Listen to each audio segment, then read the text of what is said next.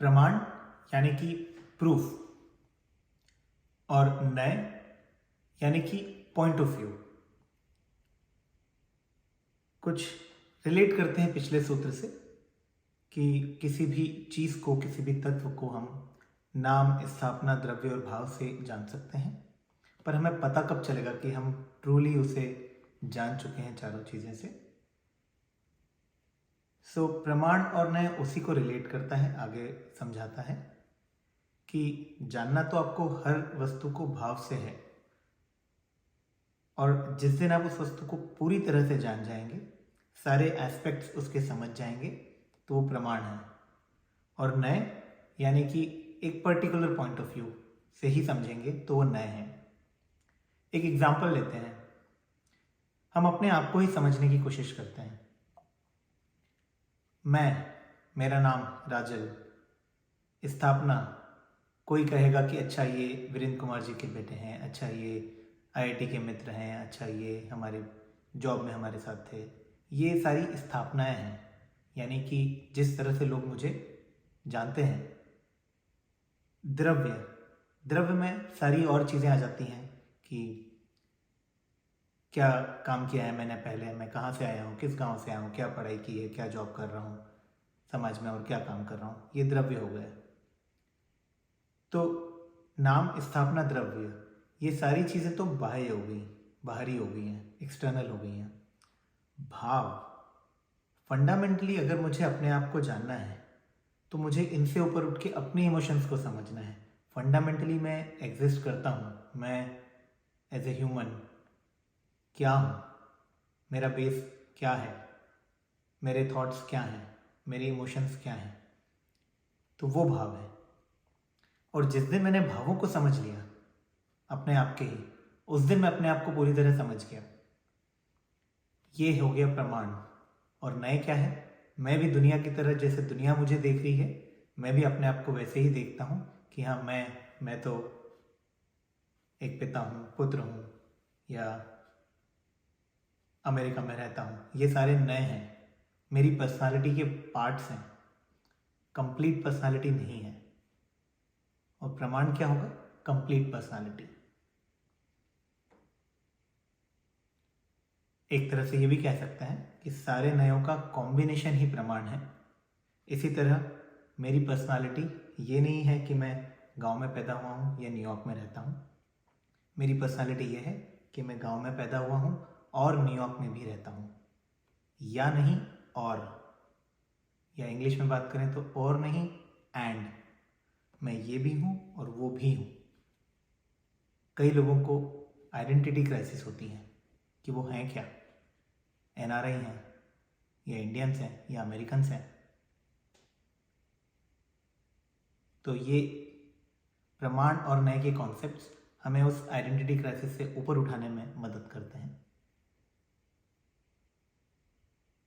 हम सब कुछ हैं, जो जो हमारे एक्सपीरियंसेस हुए हैं लाइफ में, जो जो हमारे रिलेशंस बने हैं, जो जो हमारे कर्मों का रिएक्शन एक्शन होते हुए एक पर्सनालिटी बनी है, it's a sum total of everything we have experienced in life so फार।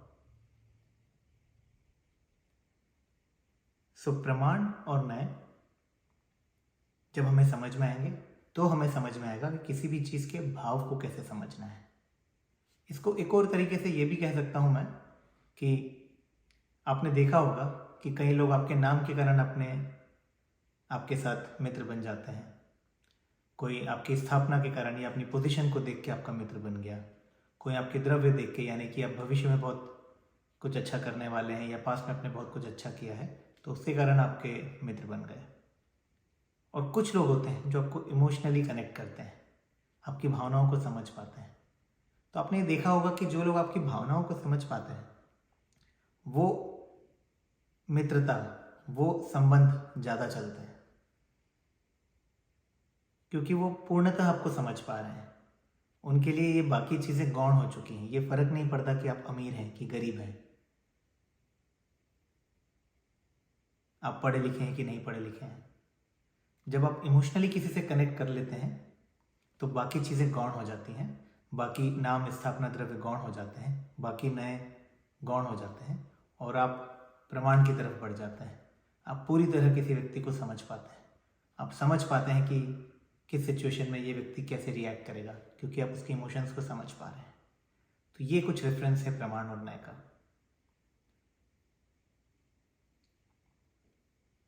आगे बढ़ते हैं। अब हमें हर चीज़ के प्रमाण को समझना है, यानी उसे एंटायरिटी में समझना है। यही शुरू में भी बताया था कि सम्यक दर्शन है क्या, किसी भी चीज़ को पूरी तरह समझ लेना, सही तरीके से समझ लेना, जैसा है वैसा समझ लेना, यही तो सम्यक दर्शन है। तो प्रमाण की ओर जाएं कैसे? हम तो नए में हैं, हमें तो अपने ही पॉइंट ऑफ व्यू से चीज़ें दिखेंगी।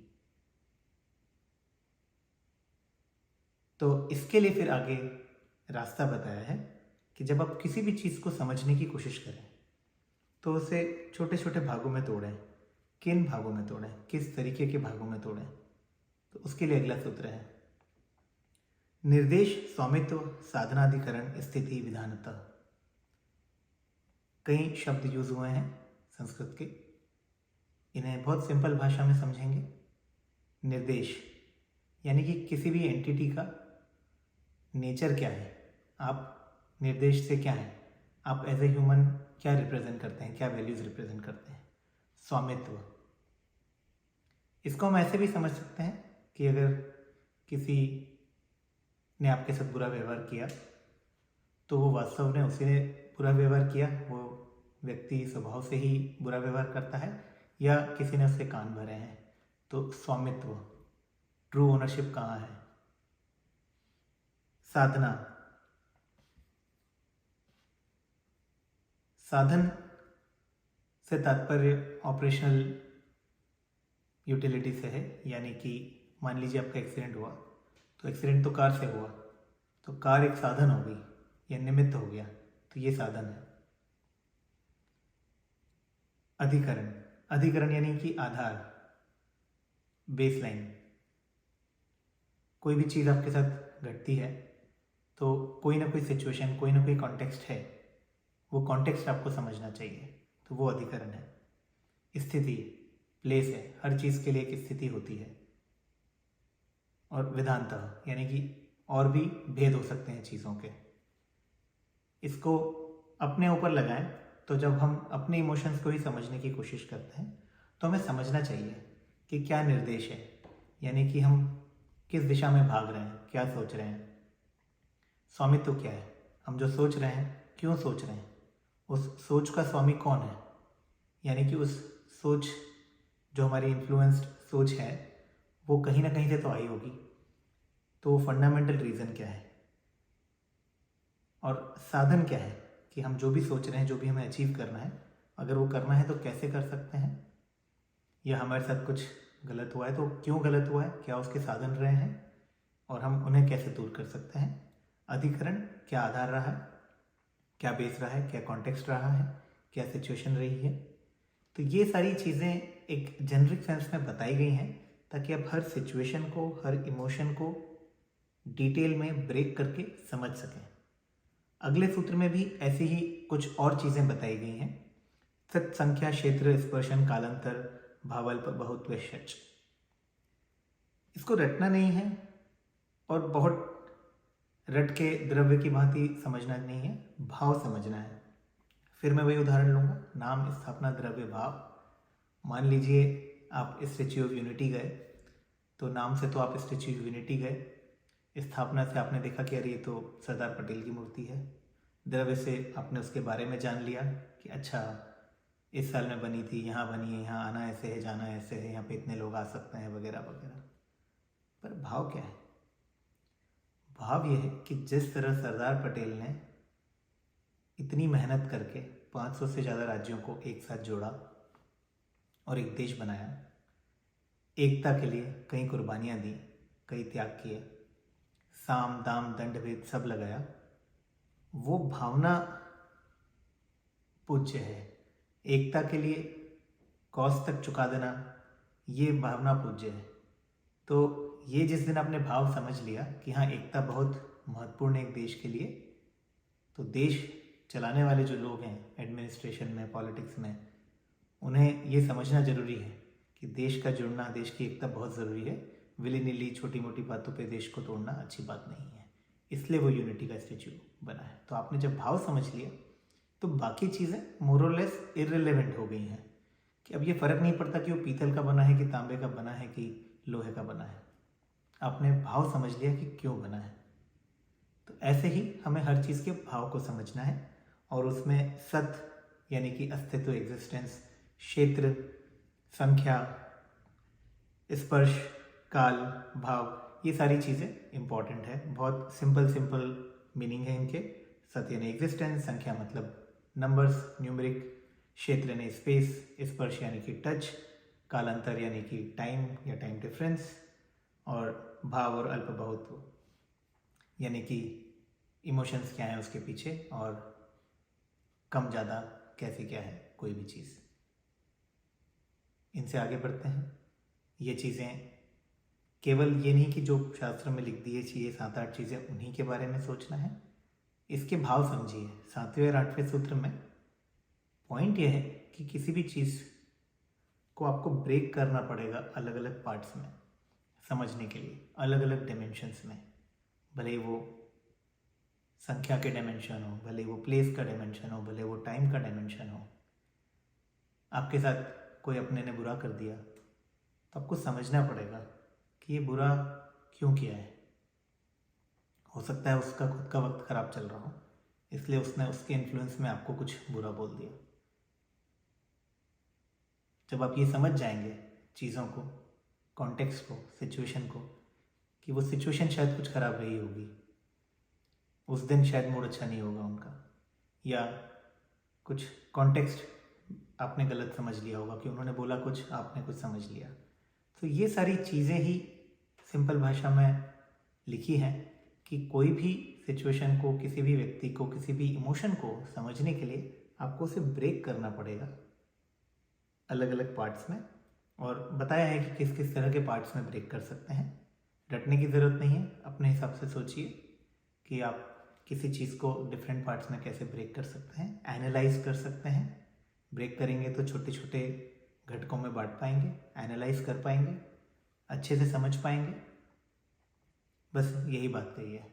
और आगे अभी बातें आएगी इमोशंस के बारे में, भावों के बारे में, तब इन्हें और अच्छे से समझेंगे। अभी हम सम्यक दर्शन, समझ या ज्ञान, सम्यक ज्ञान की बात कर रहे हैं। तो इसमें अगला सूत्र है मति श्रुतावधि मनः पर्यय केवलानि ज्ञानम। इसमें 5 ज्ञानों की चर्चा है। 5 ज्ञान नहीं है, ये कहने का मतलब है कि कोई भी नॉलेज जब हमें होता है तो रफली 5 तरीके से होता है। मति, इसे हम इंटेलेक्ट कह सकते हैं, मेमोरी कह सकते हैं, पूरी एक कैटेगरी जो इसके भी आगे सूत्र आएंगे उसे मति कह दिया है। मैं जनरली इसे मैथ्स भी बोलता हूँ कि जिसका मैथ्स अच्छा है, जिसकी इंटेलेक्ट अच्छी है, जिसकी गणित अच्छी है, जो याद अच्छा रख पाता है, वो सारा मति का टॉपिक है। श्रुति या शुद्ध यानी कि कॉम्प्रिहेंशन, कुछ लिखा है, किसी ने कुछ बोला है, उसको जल्दी से समझ लेना, इसमें भी मति का यूज़ होता है बाय द वे। तो शुद्ध, आप उसको लैंग्वेज से भी रिलेट कर सकते हैं कि अगर आपकी लैंग्वेज पे पकड़ अच्छी है, मतलब आपको शुद्ध ज्ञान जल्दी अच्छे से हो जाता है। आप अगर कुछ पढ़ लेते हैं या किसी से सुन लेते हैं तो आप बहुत जल्दी समझ जाते हैं। और मति यानी कि रॉ इंटेलेक्ट, हो सकता है कि आप किसी क्लास में नहीं बैठे हैं, किसी से नहीं सुना है, बट आपने खुद ही से फर्स्ट प्रिंसिपल थिंकिंग करके आगे का सोच लिया है, सही सोच लिया है, तो वो मति हो गई। मति और श्रुति 2 तरह के परोक्ष ज्ञान भी कहे गए हैं। परोक्ष इसलिए क्योंकि सारा जो इंटेलेक्चुअल नॉलेज होता है हमारा, या ब्रेन पावर जिसे हम कहते हैं, वो कहीं ना कहीं सेंसेस से आता है, इंद्रियों से आता है। तो इसलिए वो इन अ वे आत्मा का इंट्यूटिव नॉलेज नहीं है, या हमारा इंट्यूटिव नॉलेज नहीं है, ये हमने गेन किया है बाहर से। इवन अगर हम सोच सोच के इन्फ्लुएंस से उसे समझ रहे हैं तो भी हमने एक कुछ इंट्यूटिव काम नहीं किया, काफ़ी एनालाइज करके काम किया है, एनालाइज किया है। तो एक गैप आ गया है कि कुछ चीज़ घटी है, फिर आपने उसको एनालाइज किया है, टाइम लगा है उसमें कॉम्प्रहेंड करने में या एनालाइज करने में, समझने में, इसलिए ये परोक्ष है, यानी कि डिपेंडेंट है। और प्रत्यक्ष क्या होगा? Independent, intuitive. कुछ हुआ और इंट्यूटिवली आपको पता है, गट फीलिंग भी बोलते हैं हम इसे। तो गट फीलिंग को फिर 3 और तरीके से बताया है, अवधि, मनःपर्य और केवल ज्ञान। अवधि और मनःपर्य पे चर्चा कर लेते हैं थोड़ी सी। अवधि ज्ञान एक कॉन्सेप्ट है कि आपको पास्ट और फ्यूचर का अच्छा नॉलेज है। इसको हम ऐसे समझ सकते हैं, अगर आपको ट्रूली अपने पास्ट का अच्छा नॉलेज है, इंट्यूटिवली समझ में आ रहा है आपको, तो आपको पता होगा कि आपके करंट एक्शंस या रिएक्शंस पास्ट में किन एक्सपीरियंसेस के कारण हैं। मैंने पहले भी उदाहरण दी है कि बचपन में या जवानी में अगर आपसे कोई गलती हुई है और उसके कारण आपको कुछ समस्या झेलनी पड़ी है, तो आपका एक्शंस रिएक्शंस बदल जाएगा, आप वो गलती नहीं करेंगे। ये कह सकते हैं कि अवधि ज्ञान का ही एक एप्लीकेशन है कि अगर आप याद रखेंगे अपनी गलतियाँ, याद रखेंगे कि अच्छा ये काम करने से मुझे सही फल नहीं मिला था, मतलब कि आप कहीं ना कहीं पास्ट को याद रख रहे हैं इन अ पॉजिटिव वे, तो वो अवधि ज्ञान है। पर अगर पास्ट को याद रखना नेगेटिव वे में रख रहे हैं, पुराने कुछ द्वेष को, राग को याद रख रहे हैं, किसी से रिवेंज की भावना है, ये सारी बातें हैं, तो वो भी अवधि ज्ञान का ही स्कोप में आएगा। इसीलिए कहते हैं कि देवों और नारकियों में अवधि ज्ञान होता है बाय नेचर, क्योंकि बाय नेचर नारकी तो वही है ना जो पास्ट में अटका हुआ है, जो अभी तक जनरेशनल ट्रॉमा झेल रहा है, पुराने रिवेंज प्लान कर रहा है, किसी से बदला लेना चाह रहा है, पुराने दुखों को लेकर रो रहा है, वही तो नरक में है। और स्वर्ग में तो वही है जो कि पुरानी अच्छी बातें याद रख रहा है, पॉजिटिव बातें याद रख रहा है, जो ये सोच रहा है कि अच्छा जो गलती पहले हुई अब ना करूं, अच्छा करूं अपना, वो स्वर्ग में है। सो अवधि ज्ञान टाइम से रिलेटेड है, पास्ट और फ्यूचर। फ्यूचर को भी कह सकते हैं हम कि पॉजिटिव वे में कुछ लोग अच्छा एस्टिमेट कर लेते कि अच्छा XYZ काम करने से मेरा भविष्य अच्छा बनेगा, तो मैं वो उत्साह से काम करता हूँ। और कुछ लोग एंग्जाइटी क्रिएट कर लेते हैं कि बाप रे भविष्य में मेरा क्या होगा। ये सारे अगेन अवधि ज्ञान के स्कोप में है, पॉजिटिव नेगेटिव बोथ अवधि ज्ञान का स्कोप है। मनःपर्य, ये जैसा कि शब्द में ही छुपा है, मनःपर्य यानी कि मन की बात को जान लेना। होता है ना कि आप किसी से कभी कभी बहुत अच्छा कनेक्ट बना लेते हैं और आपको शब्दों से बोलने की ज़रूरत नहीं है, आपको लिख के देने की ज़रूरत नहीं है, ये मन की बात है।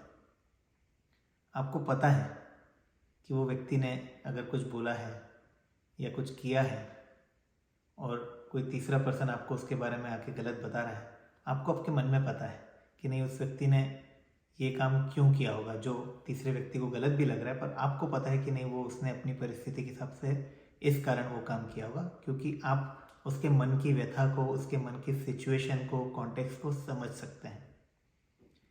एम्पैथी भी इसे बोल सकते हैं कि अगर आप एक एम्पैथेटिक पर्सन हैं तो आप दूसरों की भावनाओं से रिलेट कर सकते हैं। जब आप दूसरों की भावनाओं से रिलेट कर पाएंगे तो आप देखेंगे कि दुनिया बहुत सरल दिखने लगती है। जब आप दूसरों की भावनाओं को समझने लगेंगे, रिलेट करने लगेंगे, तो आप उनके एक्शंस और रिएक्शंस को भी रिलेट करने लगेंगे। और जब आप ये करने लगेंगे तो आपको समझ में आएगा कि अगर दूसरे वाले ने कुछ गलत भी बोल दिया है आपको और आपको ये समझ में आ गया है कि ये मेरे गलत या सही करने से नहीं बोला है, ये सामने वाले व्यक्ति का कुछ वक्त ख़राब चल रहा है या सोच अभी कुछ दूषित हो गई है, कुछ प्रॉब्लम्स चल रही होंगी लाइफ में जिसके कारण वो स्ट्रेस्ड हैं और उनका गुस्सा मेरे ऊपर फूट गया। ये चीज़ भी अगर आपको समझ में आ रही है तो ये मनःपर्य का स्कोप ही कहूँगा मैं। और अंत में ज्ञान जो बोला गया है वो केवल ज्ञान। इसको मैं कुछ इस तरह से समझता हूं कि ओनली नॉलेज, आपको हर चीज के बारे में हर पक्ष पता करने की जरूरत नहीं है। इसको ओशो ने भी बहुत अच्छे से समझाया है कि केवल ज्ञान का मतलब है दुनिया का नॉलेज कम होते जाए और अपना नॉलेज बढ़ते जाए, दुनिया खत्म हो जाए और बस मैं रह जाऊं। या और सिंपल भाषा में बात करें तो अगर आपको IIT जेईई की फिजिक्स की एग्ज़ाम निकालनी है तो दुनिया भर ये बोलेगी कि अच्छा हाँ यूरोडो सॉल्व कीजिए, फलानी कठिन बुक सॉल्व कीजिए, एट्सेट्रा एट्सेट्रा। आपको भी लगेगा, आपके आसपास वाले सब कर रहे होंगे, आप ऑब्जर्व करेंगे कि हाँ शायद दुनिया कर रही तो ये बात ठीक भी है। परंतु कई बार ऐसा होता है कि बहुत ज़्यादा कठिन काम करने की ज़रूरत नहीं है, इतना स्ट्रेस लेने की ज़रूरत नहीं है। ओनली इम्पॉर्टेंट चीज़ें आप जब करेंगे तो सफलता मिल जाएगी। फालतू की चीज़ें करने की ज़रूरत नहीं है। मैं देखता हूँ कई युवा जो जॉब ढूंढ रहे हैं एक्स्ट्रा ऑप्टिमाइज करने लग जाते हैं अपने CV को कि ये भी डाल दें, वो भी डाल दें, फलाना सर्टिफिकेट ले लेते हैं, इस जगह पे इंटर्नशिप का डाल देते हैं। ये सब करने की कई बार ज़रूरत नहीं होती है। इसमें उल्टा आप स्ट्रेस में आ जाते हैं और जो एक्चुअल वास्तव में काम है कि आपको बहुत जगह अप्लाई करना है, आप उसके लिए टाइम नहीं निकाल पाते हैं या बोर हो जाते हैं। तो आपको लगता है कि शायद मैं और ओवर ऑप्टिमाइज कर लूँ अपने CV को, तो आप बाकी 4 यानी कि मति, श्रुति, मना, पर्याय, अवधि इन्हीं में पड़े हुए हैं, केवल ज्ञान की तरह नहीं जा पाते हैं। यानी कि आप ये नहीं समझ पाते हैं कि क्या प्रायोरिटी है क्या नहीं है। ओनली क्या क्या क्या चीज़ें इंपॉर्टेंट है बस उन्हें कर लें, काम हो जाएगा। इसे हम कई बार 80-20 माइंडसेट भी कहते हैं या पेरेटो प्रिंसिपल भी कहते हैं कि काम की चीज़ें कीजिए, बाकी चीज़ें छोड़ दीजिए। तो मैं केवल ज्ञान को वैसे समझता हूँ, जो स्टैच्यू ऑफ यूनिटी का मैंने उदाहरण दिया कि आपको भाव समझना है, तो भाव समझने के लिए आपको जो चीज़ें पढ़नी है, जो फैक्ट समझना है वो कीजिए। वो किस धातु का बना है, किसने बनवाया है, ये सब चीज़ें इर्रिलेवेंट हैं, ये कभी ख़त्म नहीं होंगी। अगर आप फोकस वहाँ करने जाएंगे तो आपका सारा टाइम उधर ही वेस्ट हो जाएगा। तो इम्पॉर्टेंट चीज़ पे फोकस करें। केवल ज्ञान कुछ उस तरह का कॉन्सेप्ट है, इसको अपने ऊपर भी लगा सकते हैं कि हम कई बार अपने आप को फोकस करने की जगह बाकी चीज़ों पे फोकस करते रहते हैं। सो केवल और केवल अपने आप पे फोकस करें, अपनी ग्रोथ, अपना बेस्ट जो हो सकता है वो करें, और आप बहुत जल्दी जानेंगे कि अपना बेस्ट तभी होगा जब आप आसपास के लोग भी अच्छा कर रहे होंगे, बेस्ट कर रहे होंगे। तो जब आप अपने को सेल्फ को सेंटर में रख के दुनिया के लिए अच्छा करने जाएंगे तो ज़्यादा अच्छे रिजल्ट्स मिलेंगे, वर्सेस अगर आप ये सोच रहे कि मैं दुनिया का अच्छा कर दूं और अपने आप को छोड़ दूं तो कई बार अच्छे रिजल्ट्स नहीं मिलेंगे, क्योंकि आपकी अथॉरिटी स्टैब्लिश नहीं होगी, आपको कोई मानेगा नहीं कि आप खुद ने कुछ करा नहीं और आप दुनिया को ज्ञान दे रहे हैं। तो ये सारी चीज़ें आपके प्रॉब्लम्स बनेंगी। इसलिए केवल ज्ञान कहीं ना कहीं एक इंटरप्रिटेशन ये भी है कि केवल और केवल अपने एक्सेलेंस पे, परस्यूट ऑफ एक्सेलेंस पे फोकस कीजिए, अपने आप को बेहतर से बेहतर करते जाइए हर डायमेंशन में, और बाकी चीज़ें अपने आप होती जाएंगी। आगे चलते हैं, तत्प्रमाणे। अब एक क्वेश्चन ये भी होता है कि अच्छा आपने बता दिया कि 5 तरीके से ज्ञान हो सकता है, इंटेलेक्चुअली, लिटरेचर से, लोगों की भावनाएं समझना, अपने खुद के पास्ट और फ्यूचर पोटेंशियल को समझना, पास्ट ट्रॉमास को समझना, या फिर ओनली नॉलेज, जो कि कहीं ना कहीं कॉम्बिनेशन ऑफ ऑल 4 भी कह सकता हूँ मैं, बच्चों चारों का कॉम्बिनेशन भी है, और ओनली नॉलेज है यानी कि ट्रू फोकस आपका कहाँ है। अब क्वेश्चन आता है कि हमें कैसे पता चलेगा कि नॉलेज सही हुआ है या गलत हुआ है। तो उसमें बस यही कह दिया गया है कि तत्प्रमाणे, यानी कि ये जो नॉलेज के टाइप से यही प्रमाण है। इसको और सिंपल भाषा में बात करें कि आपको पता चल जाएगा जब आपको चीज़ सही से समझ में आ गई है। आप अगर अभी भी ये सोच रहे हैं कि थोड़ा और नॉलेज लेने की ज़रूरत है, अच्छे से समझ में नहीं आई है, तो सही है, आपको अभी शायद और ज़रूरत है और आपको वो पॉइंट अपने आप आ जाएगा करते करते कि हाँ, अभी मुझे ये चीज़ समझ में आ गई है।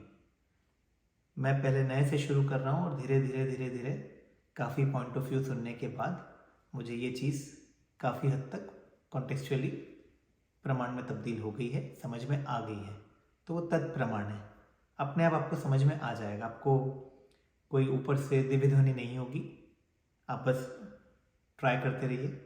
इवन जब आप शास्त्र पढ़ते हैं, अलग अलग इंटरप्रिटेशन पढ़ते रहिए, अलग अलग लोगों के, अलग अलग विद्वानों के, और फिर इवेंचुअली आपको खुद ही अपना एक इंटरप्रिटेशन अपने हिसाब से समझ में आ जाएगा कि वास्तव में कहना क्या चाहा है। तो यही तत्प्रमाणे का मतलब है।